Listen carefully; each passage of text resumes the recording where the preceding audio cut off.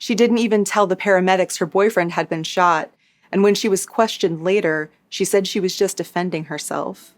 But little did she know that it was all saved to video. This is the story of Shannon Nikki Daves, the woman caught by her pet camera.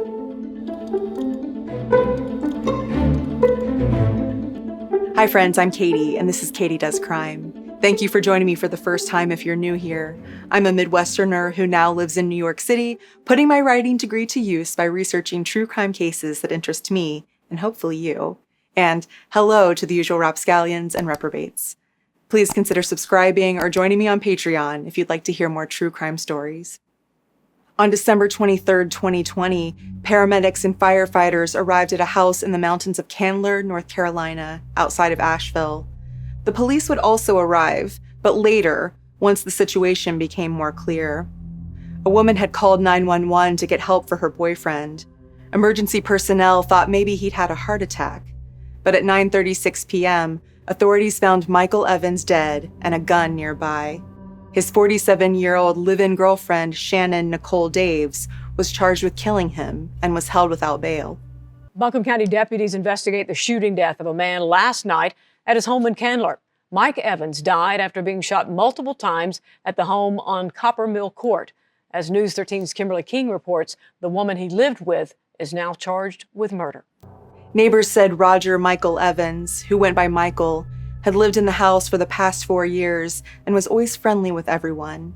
He was the kind of guy who'd help out or do a favor for the people who lived around him, and he always seemed to be in a good mood. He was described as going above and beyond for others. His girlfriend, who went by Nikki, didn't interact with neighbors. Michael was also popular around town, where he owned an auto detailing business. His employees were the pallbearers at his funeral. Investigators took the handgun from the scene of the crime, along with shell casings, a Ring doorbell, cell phones, a letter, and a lockbox. Days later, and with all of this evidence, there was still no motive. But as the trial neared in January 2023, it was revealed that there was one more key piece that had been collected. A Furbo dog monitor had recorded the entire altercation between Nikki and Michael.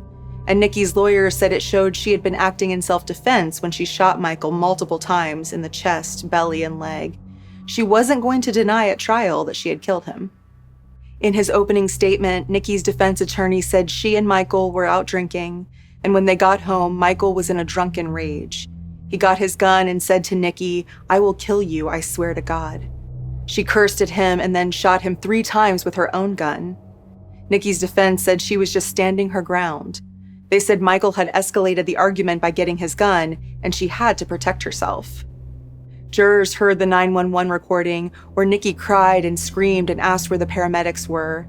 The dispatcher encouraged her to perform CPR on Michael, although it's clear that the dispatcher had no idea what was going on, because not once did Nikki say she had shot Michael. She didn't say he'd been shot at all. Prosecutors painted a picture of Nikki as a controlling, manipulative girlfriend. They said Michael was trying to take back control of what he had lost, what she had taken, when he went to get his gun. They said Nikki was the one who first escalated the argument when she flashed her gun. Michael said, "Wow," when she showed him she was armed, but apparently not in a surprised way because that was typical of her. Prosecutors said it was a game she played with him. They said Michael had told friends he wanted to break up with her, and Nikki was punishing him for it. But the defense said that Michael was not a decent human being and that the video showed it. Nikki's lawyer said that Michael cleaned her clock in the video, which I assume means he hit her in some way or slapped her. And she must have fallen to the floor because he said, "You're not hurt, skanky ass. Get up." The defense said a decent human being, a proper man, would have helped her up and then talked through their problems later at a more sober time. Michael did plead with Nikki to just talk to him rationally at one point, but apparently the situation was far too gone at that point. The jury spent days deliberating, which is a little hard to believe in a case where the entire killing was caught on camera. But most surprising of all, a mistrial was declared in the end. The jury just couldn't agree on what happened and who was to blame. In North Carolina, you're not required to try to get away from someone threatening you before you use deadly force. You're allowed to simply stand your ground, as they say. I guess the question is if Nikki was the aggressor or if it was Michael. The other person would have then been allowed to stand their ground. Maybe the jury couldn't agree who escalated things. The district attorney tweeted that he would refile charges. So in August 2024, 50-year-old Nikki went back to trial, and this time the entire thing only took 8 days. Both sides admitted that the 6-year relationship between Nikki and Michael had been troubled, but this time the prosecution was able to successfully argue that it wasn't self-defense on Nikki's part because she was the one who'd been controlling Michael for years. The defense tried to say that Michael was attacking Nikki that night, but the dog camera didn't agree, and so neither did the jury. Shannon Nikki Daves was found guilty of the first-degree murder of Roger Michael Evans. She was sentenced to life in prison without the possibility of parole. The county DA called it a senseless and tragic case, and Michael's mom rejoiced on her Facebook page that karma has no deadline. From the looks of Michael's Facebook page, he had a lot of close friends and loved spending time at Lake Keowee in South Carolina, his dog, and classic cars. It looks like he was once married to a different woman in 2013, and I'm thinking that it's this woman's mom who said on Facebook that Nikki brainwashed Michael into leaving his wife. She said she saw the devil in Nikki's eyes the first time they met, but by the time Michael saw it, it was too late for him. That's obviously just speculation and her opinion, but I thought it was interesting. I haven't seen the video from the dog camera, and I don't know what happened that night between Nikki and Michael, but I'll tell you one thing. If you're just shooting in self-defense, I'm not sure you shoot in the chest, belly, and leg. Now, I didn't mean to make this another compilation video, but as I was researching the last case, I came across another recent one that's eerily similar out of East Yorkshire, England. This time, instead of a dog camera, it was a nanny cam that caught the assault. The case began when 23-year-old Richard Spencer met his future wife Sheree at a nightclub in 2000 when she was 22. He was confident with lots of friends and a love of travel, and she was a fun, bubbly person who also seemed kind and thoughtful. He valued his family more than anything, so he just wanted to help her when she told him stories about growing up with drunk, abusive parents. Sheree became violent a few months into dating, but Richard said their time together was 95% nice, so he sort of just let it go. She'd be drinking and would start arguments with him about insignificant things he'd done or not done. She would push him or break something, and then explain it away later by saying, "If you hadn't done that, then I wouldn't have done this." And he understood where she was coming from in a way, and this was the first woman he'd ever loved, so he could forgive her. When she cheated on him with one of his friends in 2007, he allowed himself to be convinced that it was his fault for working long hours, even though he was doing it to make a better life for both of them. Richard, a successful network design engineer, says the abuse and the control were incremental. Pushing and shoving turned into manipulation and beatings. Sheree would tell him he was her soulmate, then say she didn't want him seeing his family and friends because she thought they judged her for the affair. When she wanted to get married at a beachfront hotel in Thailand alone, he agreed not to tell anyone, not to invite anyone.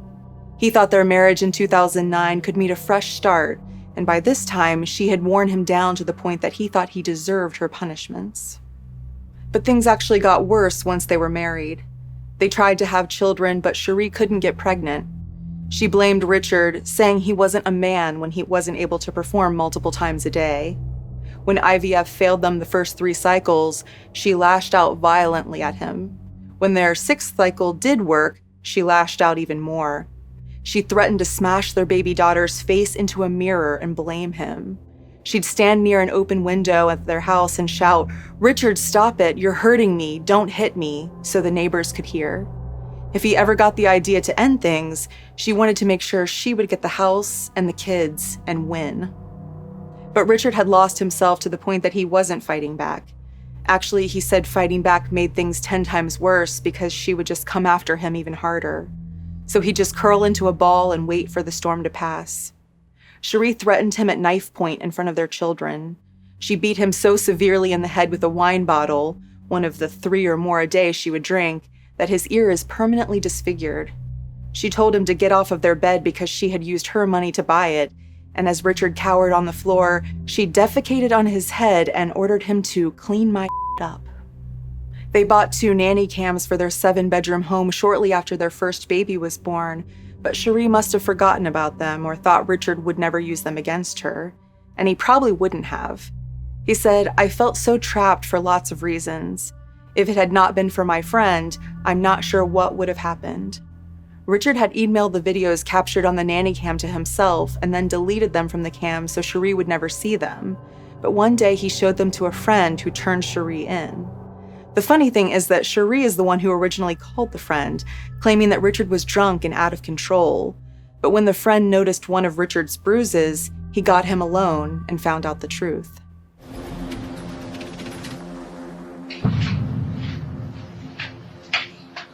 Get in there. You're chicken in. Get in there. Chicken in. You fat. Go on, cook it. You lazy bastard. But you haven't, have you? That's the point. Great. Okay. Get your great pubes tied. That's it, Paul. Is he grey yet? 9 days, is that? Sheree was arrested in June 2021, and Richard gave the authorities heaps of videos and images he had saved, showing the bruises he would often have to cover with makeup before he took the kids to school. In court, Richard told the judge, "From September 2000 to June 2021, Sheree subjected me to hundreds of physically, mentally, and emotionally abusive episodes perpetrated in a pattern of behavior going back over 20 years, almost half my life. I have become resigned to the fact that I will never fully recover from her abuse and that will have a permanent damaging impact on mine and my family's life." Richard described how he didn't want to fight back because he was bigger and stronger than his wife, and she had told him arguments were a normal part of being a couple. Apparently, so was grabbing him by the throat to cut off his breathing, hitting him in the back of the head with a wine glass to the point he needed stitches, and lunging at him with a knife. Sheree admitted to the court that she was guilty of coercive and controlling behavior and 3 counts of assault causing actual bodily harm. The interesting thing is that the law covering coercive and controlling behavior had only existed since 2015, so not all of Sheree's abuse could be taken into account. In February 2023, the now 45-year-old Sheree was sentenced to 4 years in prison. The judge said it was the worst case of controlling and coercive behavior she had ever seen. Now, Sheree was no stranger to the prison system. Her job was a top-level position in His Majesty's Prison and Probation Service, where she studied how time behind bars affects families. She made it no secret that she could talk to former Prime Minister Boris Johnson whenever she wanted. So it may come as no surprise that only several months into her sentence, she was moved to an open jail. There, prisoners are allowed to leave for part of the day and work out in the community. The idea is to help people at the end of their sentences get used to life on the outside again, to reintegrate them. But Sheree wasn't at the end of her sentence. Richard thinks Sheree was given special treatment because she worked for the Ministry of Justice. After finding out through his attorney that Sheree was now being housed near him and his children, Richard said, "I have very little faith left that justice will be served. I feel my case offers very little hope to other victims of domestic abuse that the perpetrator will receive and serve a fair sentence." And to make matters worse, Sheree's brother won't go to prison despite trying to bribe and threaten Richard into dropping the case against her. Richard says 44-year-old Sean McCann first tried to offer him money, and when that didn't work, Sheree's brother said, "I will spend every day and every penny I have trying to ruin your life." So Richard reported him, and like his sister, McCann pleaded guilty. His only excuse was that he had a problem with alcohol, just like his sister. McCann wrote an apology letter to the court, and the judge said it was clear he regretted his actions. She gave him a 6-month sentence suspended for 2 years, meaning he'll avoid prison time as long as he sticks to the terms of his probation. He also has to pay Richard's court cost and stay away from Richard for 10 years. Okay, and just to add insult to injury, the Daily Mail also reports that Sheree was having not one, but 2 affairs behind her husband's back. One was a random married guy in Dublin, and the other was her best friend's husband. This guy actually went to court for threatening his own wife if she testified against Sheree. You just have to wonder how Sheree gets this kind of hold over men. She's reportedly hoping one of them will be her sugar daddy when she gets out of prison. She plans to go back to using her maiden name and to dye her hair dark so no one will recognize her. So let's make sure everyone knows her story and her face. If you've been a victim of domestic violence in the U.S., please call the National Domestic Violence Hotline at 1-800-799-SAFE or text START to 88788. Visit thehotline.org for free, confidential help 24/7. In England, visit nationaldahelpline.org.uk. And as always, please let me know what you think about this case in the comments. Thank you for tuning in today. I'm just a true crime fan like you are, and I really appreciate you taking a chance on me. Please like and subscribe to my channel if you liked spending this time together. I would be so appreciative. Until next time, I'm Katie, and this has been Katie Does Crime.